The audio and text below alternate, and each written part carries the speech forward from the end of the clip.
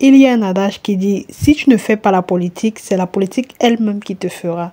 Par conséquent, si tu es panafricain, je t'invite, n'est-ce pas, à regarder cette vidéo jusqu'à la fin, à t'abonner si ce n'est pas encore fait, à activer la cloche de notification pour ne pas rater mes prochaines publications, mais aussi à liker et à partager également la vidéo. Avant toute chose, je pense qu'il est important que je vous dise de manière fondamentale que je vous aime. Je regarde où je marche parce qu'il est à Cotonou. Là, on dirait qu'il a plu. Il y a de la boue partout. Et vous savez, là où sont les routes, hein, dans nos pays, les routes sont là où les riches sont. Mais là où les riches ne sont pas, il n'y a pas de route, il y a la boue.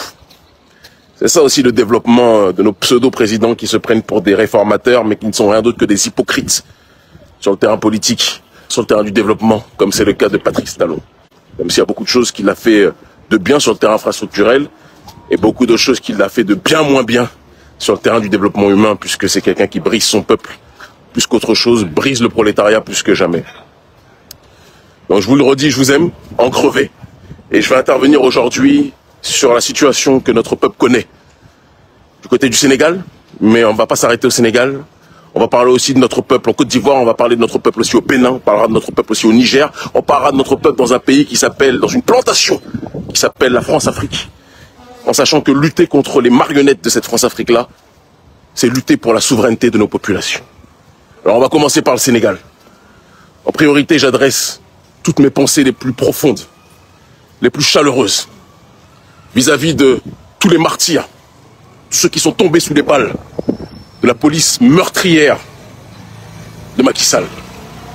Macky Sall est le maquillage sale de l'impérialisme français, le maquillage sale du néocolonialisme, le maquillage sale de la prédation néolibérale occidentale sur le continent africain. Et mettre fin aux dérives de Macky Sall, ce n'est pas un devoir juste sénégalais, c'est un devoir panafricaniste dans sa globalité. Mettre fin aux dérives de Macky Sall qui a vendu son pays, au plus offrant, qui a mis en location son pays vis-à-vis des entreprises telles que Auchan, telles que les structures européennes de manière générale, en faisant en sorte de pouvoir mettre de côté les producteurs locaux et valoriser la production étrangère. C'est Macky Sall le responsable numéro 1 de cette situation. Et le Sénégal est dans une crise économique en donnant la sensation qu'ils sont dans une logique de développement. Ils sont dans un développement dans l'acception occidentale. Mais ils sont plus que jamais dans un emprisonnement dans l'acception africaine. Parce qu'il ne peut y avoir de développement si vous ne valorisez pas votre production locale. Et c'est ça le problème du maquillage sale de l'impérialisme français. Macky Sall, dans sa stratégie de vouloir gratter un troisième mandat, a compris que s'il laissait le frère Ousmane Sonko, qui est son opposant le plus radical, il faut même qu'on puisse essayer de déconstruire le schéma tel qu'il est installé, parce que la haine qu'il voue à Sonko n'est pas simplement une haine de la France-Afrique contre le panafricanisme, c'est beaucoup plus complexe que ça. On a vu sur le terrain politique et géopolitique bon nombre d'opposants politiques, lorsqu'il y avait des alternances au niveau institutionnel, le président d'un temps devenait l'incarcéré de l'autre temps, dès lors que son opposant radical lui succédait au pouvoir. Et Macky Sall voit un scénario à la Hosni Moubarak ou autre se propager à l'horizon, et c'est pertinemment que si Ousmane Sonko arrive au pouvoir, Macky va aller au placard. Et donc Macky est prêt à brûler son pays. J'ai entendu des abrutis, des imbéciles, qui nous disent que oui, le nombre de morts qu'il y a du côté du Sénégal, c'est Ousmane Sonko qui est responsable de ces morts. Bande d'imbéciles heureux. Le seul responsable des morts du côté du Sénégal, c'est celui qui a imposé une justice qui n'a de justice que le nom, mais qui est une injustice caractérisée en inventant des motifs pour criminaliser celui qui était censé être son premier opposant. Il n'a pas pu prouver, matérialiser ou illustrer sa machination visant à accuser Ousmane Sonko de viol.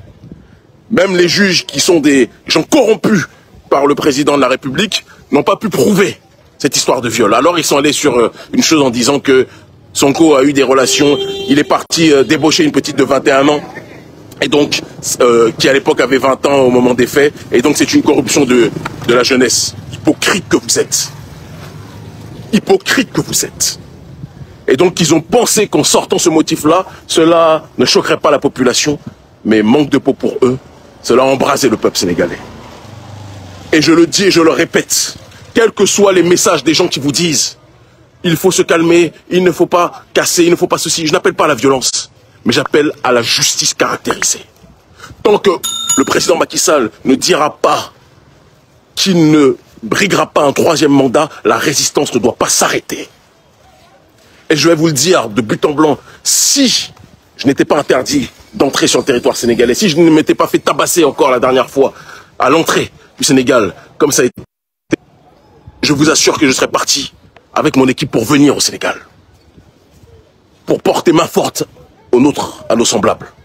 Mais en attendant, ce que nous pouvons faire, c'est activer la jeunesse de là où nous sommes, via les réseaux de communication, mobiliser tant où qu'ils se trouvent. Nous sommes ensemble plus que jamais, je veux que chacun le comprenne. Nous sommes connectés, la famille, plus que jamais, et chacun doit le comprendre. Tous les frères qui sont incarcérés, toutes les sœurs qui sont incarcérées sont des martyrs de la souveraineté africaine, pas que de la souveraineté sénégalaise. Ils sont des martyrs d'un processus d'autodétermination, d'un processus de décolonisation qui a commencé bien longtemps avant l'histoire du Sénégal. Ça a commencé avec le Mali. Vous m'excusez, il y a des gens qui essayent de perturber le live en nous appelant. D'accord? Ça a commencé à bon nombre d'endroits. Ça a commencé au Burkina Faso, ça a commencé au Mali. Et le Sénégal est une autre étape. Et nous allons tout faire pour que Macky cesse de conduire le bus de la France-Afrique. D'accord? Et laisse ce bus redevenir le bus de la souveraineté sénégalaise.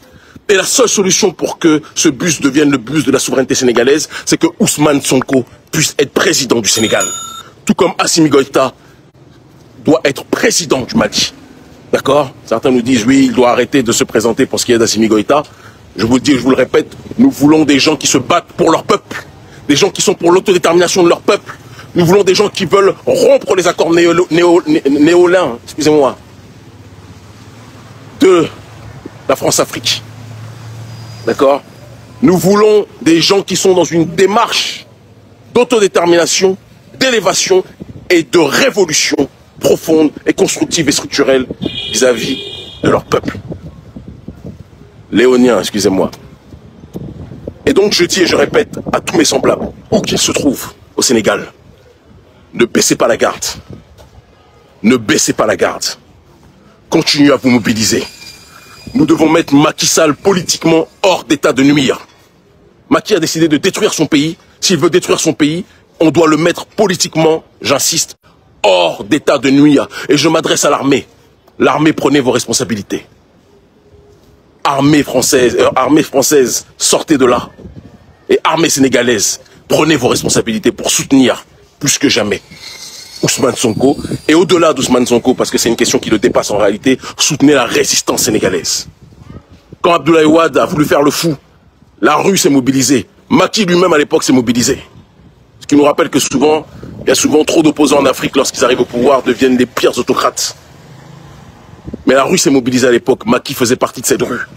Aujourd'hui, nous demandons à cette rue de ne pas baisser la garde et nous demandons à tous les autres Africains autour du Sénégal de rester mobilisés pour soutenir la résistance sénégalaise.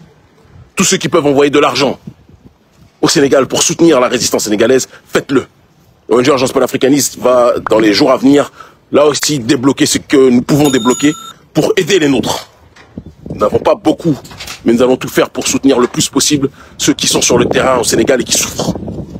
C'est important de le dire. Ousmane Sonko doit être lavé de ces accusations fallacieuses et on doit lui donner la possibilité de se présenter aux élections présidentielles. Et si on ne lui donne pas la possibilité de se présenter aux élections présidentielles, il va aller chercher Macky et installer Ousmane Sonko. C'est de ça dont il s'agit. Tout le reste n'est que littérature. Ce que je dis pour le Sénégal est valable pour la Côte d'Ivoire d'Alassane Dramatique Ouattara. Oui. Alassane Ouattara lui-même, qui est le deuxième pilier, qui est le premier pilier de l'UMOA, Macky Sall est le deuxième. Alassane Dramane Ouattara est donc le premier pilier de la France-Afrique du néocolonialisme. Et avec Macky Sall, ils ont structuré, ils ont cimenté la soumission africaine aux intérêts français plus que jamais. Et donc ces dirigeants doivent être déboulonnés. Ces dirigeants doivent être déboulonnés. Nous devons rompre les accords léonins plus que jamais qui lient nos pays au néocolonialisme français. et au néocolonialisme sous toutes ses formes. Nous devons faire en sorte aujourd'hui que nos pays puissent être dans un processus véridique, véritable, d'autodétermination et de souveraineté totale. Et ceux qui refuseront cette démarche-là devront être combattus plus que jamais. Et donc je dis de la même façon à la résistance en Côte d'Ivoire, organisons-nous, organisez-vous pour que Alassane Dramati Ouattara puisse lui aussi tomber. Quand un conducteur emmène le bus dans le ravin, les passagers du bus doivent neutraliser ce conducteur-là. Et ce conducteur sur le terrain politique se nomme Alassane Ouattara en Côte d'Ivoire, se nomme Macky Sall au Sénégal, se nomme du côté du Bénin Patrice Talon. Les gens ont peur de prononcer son nom, parce qu'au Bénin, trop de gens ont peur de leur nom, mais il faut arrêter avec cette démarche-là. Moi, je vous le dis, les yeux dans les yeux, Patrice Talon fait partie lui aussi de ce système de la France-Afrique. Patrice Talon, lui aussi, est dans une démarche d'implanter l'oligarchie néolibérale occidentale dans notre pays, dans le pays de Béhanzin, dans le pays de Glélé, dans le pays des Akodji. Et nous ne l'accepterons jamais. Nous voulons la souveraineté totale. Nous voulons l'autodétermination totale. Nous voulons la justice sociale et non pas la justice pour une minorité qui vit avec des millions et des millions et des millions pendant que la majorité vit avec moins de $100 par mois. Ce n'est plus acceptable. Nous voulons valoriser nos productions locales. Nous voulons vivre de ce que nous produisons. Nous voulons profiter de nos ressources. À chaque fois, on vous dit qu'il y a des risques de terrorisme. Les risques de terrorisme apparaissent aux endroits où on découvre qu'il y a des richesses minières, des ressources minières qui sont présentes sous le sol. Et tout le monde sait que ces terroristes-là ne sont que, en réalité, des mercenaires, des multinationales occidentales qui sont là pour déstabiliser nos territoires, pour justifier la présence des armées françaises et occidentales afin de piller nos ressources. Ça aussi, cela doit s'arrêter. C'est un combat global. C'est pour ça que quand je lis certains qui me disent Kémy, c'est un combat des Sénégalais, il faut laisser... Non, non, non, ce n'est pas un combat des Sénégalais. C'est un combat panafricaniste dans sa globalité. Non, ce n'est pas un combat ivoirien. C'est un combat panafricaniste dans sa globalité. Ce n'est pas un combat béninois. C'est un combat panafricaniste dans sa réalité, dans sa globalité. Et nous devons plus que jamais tous être connectés. Donc j'exige, je demande à nous tous, à tous les sympathisants, à tous les partisans, de s'organiser pour protéger tous ceux qui luttent actuellement en Afrique contre le néocolonialisme. Ousmane Sonko ne doit pas être incarcéré. Si Ousmane est incarcéré, il faut que le Sénégal soit embrasé. Je le dis avec la plus grande simplicité. Ce n'est pas un appel à la violence, mais c'est un appel à l'intelligence. On ne peut pas laisser des gens être incarcérés injustement quand ça arrange la France-Afrique. Parce que derrière toutes ces machinations, c'est l'oligarchie française qui est en train d'opérer. Il faut qu'on puisse le dire, c'est l'oligarchie française qui est en train de prospérer. Et nous ne pouvons pas laisser cette réalité se matérialiser. Soyez mobilisés, restez mobilisés. Le Niger, pareil. Mohamed Bazoum, on ne pourra pas le laisser éternellement à la tête du pays. On ne pourra pas laisser cet individu, on ne sait même pas d'où il vient, à la tête du Niger. Ce n'est pas acceptable. C'est pas acceptable. Mohamed Bazoum est un pion du néocolonialisme français et qui pense que parce que la France l'a mis à la tête du pays, il est redevable de la France éternellement. La France lui dit, avant on disait Jacques a dit, maintenant on dit Macron a dit. Et il se met à quatre pattes avant que Macron ait fini sa phrase. On va accepter ça longtemps. Va-t-on accepter ça longtemps? Toute la jeunesse dans ces pays doit se mobiliser, doit s'organiser pour déboulonner les marionnettes africaines soumises au néocolonialisme français. Et nous ne disons pas ça pour remplacer une puissance par une autre. Je vois certains imbéciles trolls ivoiriens nous dire oui, tu dis ça pour remplacer la Russie. Je m'en fous de la Russie. Si la Russie peut aider logistiquement les pays africains, tant mieux. Mais la Russie n'est pas le Messie. Le seul Messie de l'Afrique, c'est l'Afrique elle-même. Et le jour où la Russie voudra faire aux pays africains ce que la France et l'oligarchie occidentale fait, nous combattrons la Russie jusqu'à en perdre la vie. Je n'ai aucun scrupule dessus. Poutine n'est pas mon Messie. Personne n'est mon Messie en Russie. Le seul Messie de l'Afrique, c'est l'Afrique elle-même, en l'honneur de nos ancêtres méritants. Qu'on soit très clair dessus. Je suis d'ailleurs beaucoup plus proche de Cuba, de l'Iran. C'est une réalité.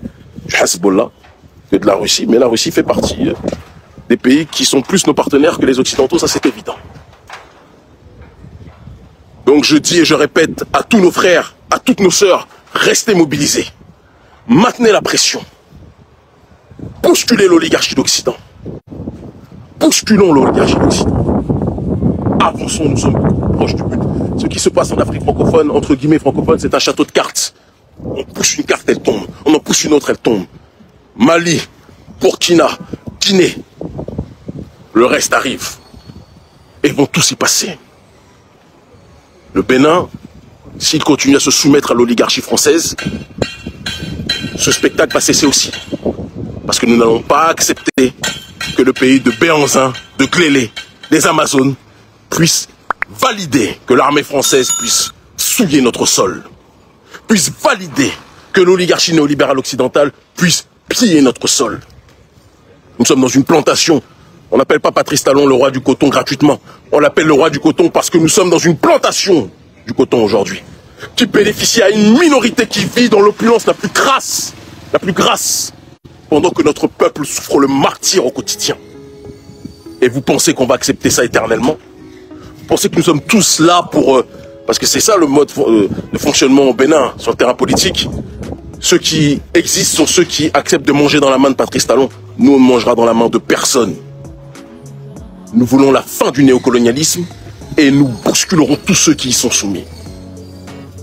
Et vous savez que quand on fait les tournées géopolitiques, c'est pour être le plus efficace aussi, pour déstabiliser les marionnettes du néocolonialisme. Et croyez-moi, les tournées sont des plus productives. Restons mobilisés. Maintenons la pression. Bousculons l'ennemi par tous les moyens à notre disposition. Armés de nos pays, rejoignez la population. Et vous aurez un rôle plus que jamais fondamental, déterminant pour notre libération.